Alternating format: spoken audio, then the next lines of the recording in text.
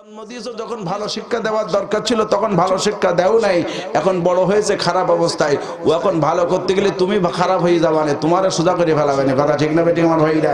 এই জন্য জন্মের পরে প্রথম ইসলাম শিক্ষা দেওয়ার দরকার। ওর ফাউন্ডেশন যদি কালিমার ওপরে হয়, ফাউন্ডেশন যদি সালামের ওপরে হয়, ফাউন্ডেশন যদি বিসমিল্লাহর ওপরে হয়, তাহলেই আপনার সন্তান আপনার অনুগত, আপনার বাধ্যগত সন্তান হতে পারে। যদি ওর ফাউন্ডেশন খারাপ হয়, খোদার কসম ও বুড়ো হয়ে যাবে, তোমারে কষ্টই দেবে, ভাত জটবে না, শেষ পর্যন্ত বৃদ্ধাশ্রমে যাওয়া লাগবে, শেষ পর্যন্ত ভিক্ষার ঝোলা ঘাড়া করে পেটে দুটো ভাত দেওয়ার জন্য ভিক্ষে করা লাগবে। কথা বলে ঠিক না বেঠিক আমার ভাইরা?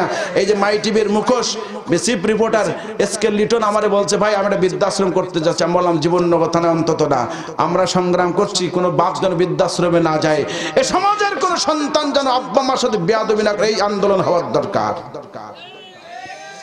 সবাই কথা বলেন নাই? বৃদ্ধাশ্রম হওয়ার দরকার নয়, বৃদ্ধাশ্রমকে ভেঙে গুড়িয়ে দাও।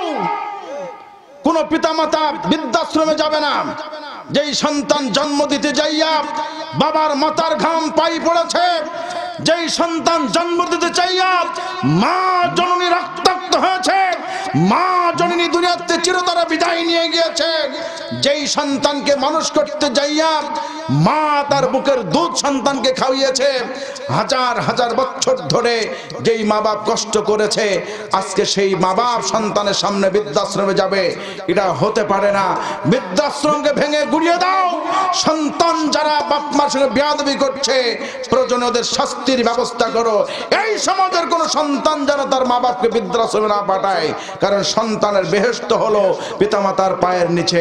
কথা ঠিক না বেঠিক? জোরে বলেন, আরে জোরে বলেন, ঠিক না বেঠিক? রাসূল বলেছেন, আল জান্নাতু তাহতা আকদামিল ওয়ালিদাইন ও তাহতা জিলাফিস সুয়ুফ।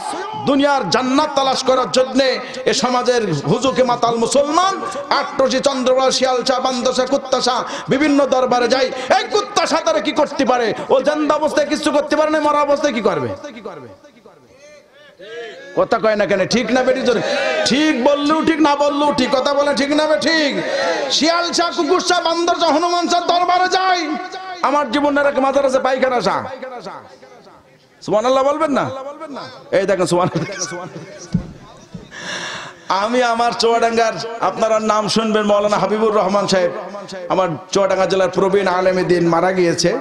আল্লাহ তাআলা তার মাকামকে বুলন্দ করে দিক, বলেন আমিন। প্রবীণ বক্তা, ওনারা আমি একদিন জিজ্ঞাসা করছি আমার মাদ্রাসার মাহফিলে, চাচা এই পায়খানা শাহ হইল কেন? নাম কি আর খুঁজে পায় না, পায়খানা শাহ। তো বলছে ও ঘটনার কারণ হলো, বলছে এক লোক বাজারতে বাড়ি যাচ্ছিল, রাত্রে হাগা লেগেছে, কি করবে এখন, মাঠে গেলে কষ্ট ভয়, তো রাস্তার উপরই বসান দিছে। এখন হাগা টাগা হয়ে যাওয়ার পরে শরীরটা এখন স্বাভাবিক, এখন ওর মাথায় বুদ্ধি এসেছে যে আমি রাস্তায় হাগলাম, সকালবেলা ঘুম তুটি যারা এই রাস্তা দিয়ে চলবে, রাস্তায় গু দেখি তারা তো আমার বাপ মা শুদ্ধ গাল দেবে। কথা বলে ঠিক না বেঠিক? শুধু ওর গাল দেবে না, ওর বাপ মারও দেবে, যে কোন শালার বেটা রাস্তায় গেছে। কথা বলে কোন শালার ছেলে, কোন শালার বেটা, মানে বাপ শুদ্ধ গাল দেবে। ও এই চিন্তা করে একটা কচুর পাতা ছিঁড়ে গুড়া ঢেকে দিয়েছে। এখন প্রচুর পাতা উড়ে যেতে পারে, এজন্য একটা পটল ছিঁড়ে ওই পাতাটা চেপি চেপি থিয়েছে, অন্তত পাতার উড়িয়ে না যায়, মানে গুড় আগলা না হয়ে যায়। এখন সকালবেলা গ্রামের মানুষ তো যারা বাজারে যাচ্ছে, বেগুনওয়ালা বেগুন নিয়ে বাজারে যাচ্ছে, দেখছে এটা সুন্দর করে একটা কচুর পাতা দিয়ে ঢাকা আছে, আর ওর উপরে একটা পটল পড়ে আছে। ও মনে করছে মনে এই জায়গায় কিছু দিতে হয়, এখন বেগুনওয়ালা ঝুড়ির থেকে একটা বেগুন ফেলি থুয়ে গেল। তাহলে কটা হইলো? এই যুবকরা কথা কয়, কথা হইলো? রাত্রে ছিল একটা পটল, সকালে বেগুন। আলিওয়ালা বাজারে যাচ্ছে আলু নিয়ে, দেখছে যে বেগুন আর পটল রয়েছে, চিন্তা করছে কি মনে দিতে হয়, ও আলু ঝুঁকাতে দুটো আলু থুয়ে চলে গেল। উস্তেওয়ালা বাজার উস্তি নিয়ে যাচ্ছে, দেখছে যে কিনে রয়েছে আলু পটল তারপরে বেগুন, ও উস্তেওয়ালা করে উস্তে থুয়ে গেল। বেশ মোটামুটি এইভাবে সন্ধ্যে পর্যন্ত দিতে দিতে বেশ কেজি পাঁচেক হয়ে গেছে। যে রাত্রে হেগে গিয়েছিল ও চিন্তা করছে ব্যবসা তো ভালোই হয়েছে, এ যা হয়েছে তাতে মোটামুটি আমার এক সপ্তাহ বাজার করা লাগবে না। ও রাত্রে যে ঝোলা বুঝাই কি বাড়ি চলে গেছে। রাতারাতি একটা সাইনবোর্ড টাঙাই দিয়েছে, পায়খানা শাহ মাজার। সাইনবোর্ড দিতে পারলেই হয়, আর মান্নতের মুরগি আর ছাগল আসতে দেরি হবে না। কথা বলে ঠিক না বেঠিক? জোরে কর না, ঠিক না বেঠিক? মাজার পায়খানা শাহ মাজার, ওই যে মাজার হয়ে গেল পায়খানা শাহ, নাম কবলে গেল পায়খানা শাহ মাজার। রাখাল শাহ আমার বাড়ির থেকে ৪-৫ কিলোমিটার দূর, রাখাল গরু চড়াইতো, এক ওয়াক্ত নামাজ জীবনে পড়ে নাই, এক ওয়াক্তও না, গরু চড়াইতো।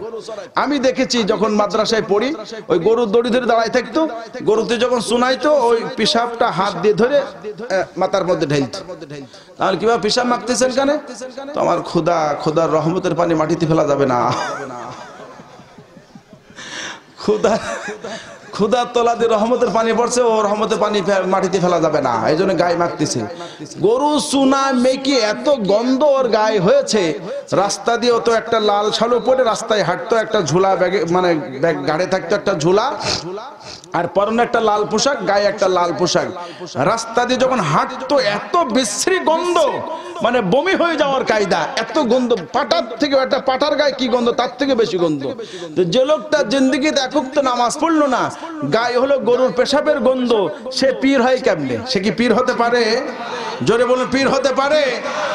একটা মুসি মেয়ে রাস্তার ধারে বসে থাকে, যেখানে পায়খানা করে সেখানেই খায়, সেখানেই পেশাব করে, গন্ধর জলে রাস্তায় চলা যায়। একজন মুসল্লি আমার কাছে মাওলানা, এই যে মেয়েটা, আমি মেয়েটার সাথে কথা বলেছি রাত্রে মাহফিল করে যাওয়ার সময়, ও জাতিতে হিন্দু, হিন্দুর মধ্যে নিকৃষ্ট হলো মুসি। তো এই যে মেয়েটা এই রাস্তায় বসে থাকে রাত দিন 24 ঘন্টা, ঝড় তুফানের ভিতরে, ও বাড়িতে যায় না, নিশ্চয় মেয়েটার মধ্যে নিশ্চয় কেরামতি আছে মনে হয়। আমি বললাম, আপনি যে 5 ওয়াক্ত নামাজ পড়েন, আপনার নামাজই তো শেষ, কারণ ওর মধ্যে কি কেরামতি আছে না, তো দেখাই যাচ্ছে। কথা ঠিক না বেঠিক?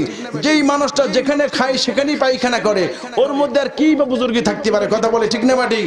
বুজুর্গ যা আছে তা তো সব দেখাই যাচ্ছে, ওর আবার কি বুজুর্গি জাহির করবে? একজন নামাজি যদি কথা বলে, নিশ্চয় তার মধ্যে কেরামতি আছে। ওর কি ইমান আছে? জোরে বলুন, ইমান আছে?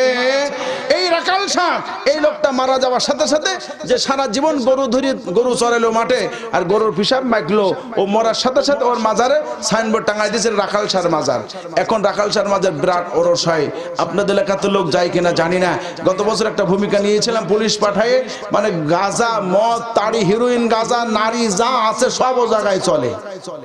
মোটামুটি একেবারে আসর যখন জমিয়ে গেছে ওই সময় পুলিশ পাঠাইছিলাম, পুলিশ যাই একেবারে গাঁজার আসরে ধরছে, ওরে মার দুমদাকের, মানে সেই মানে চোখ বন্ধ করে পিটানি শুরু হয়েছে, উত্তম মাধ্যম মারি চোটে 1 ঘন্টার মধ্যে একদম মাঠ সাপ ছাপ।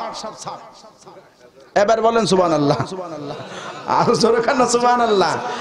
এই পিশাবদের দরবারে যারা যায়, এটা হলো জাহান্নামের দিকে ধাবিত করে। এরা বলে নেক কাজের প্রয়োজন নাই, নামাজ পড়ার দরকার নাই। কথা বলে ঠিক না বেঠিক? মুসলমান ভাইরা রে আমার কান লাগা, জান্নাতে যদি যেতে হয় তাহলে নেক কাজের প্রয়োজন হয়। আর যদি আপনার জীবনে নেক কাজের কোনো পুঁজি না থাকে, তাহলে আপনাকে জাহান্নামে যাইতে হয়। অদস্ত কোন মাজারের দরবারে গিয়ে, কোন পীরের খানকায় যা জান্নাত পাওয়া যায় না। আমাদের দেশের অনেক পীর আছে, তারা বলে আমার দরবারে এসে বায়াত গ্রহণ করলে ইবাদত বন্দেগী লাগে না। এমন পীরের দরবারে কেন যাও যেই পীর তোমাকে জান্নাতে নিতে পারে না? ও মুসলমান, যদি কোনো পীর এমন কথা কোনো মুরিদকে বলে, মুরিদও গুমরা, তার পীর সাহেবও গুমরা। কারণ এই জগতে কোনো মানুষ কাউকে জোর করে জান্নাতে নিতে পারে না, কারণ আমার আল্লাহ জান্নাত জাহান্নামকে একের বাপ দাদার কাছে ইজারা দেয় নাই। কথা বলে ঠিক না বেঠিক?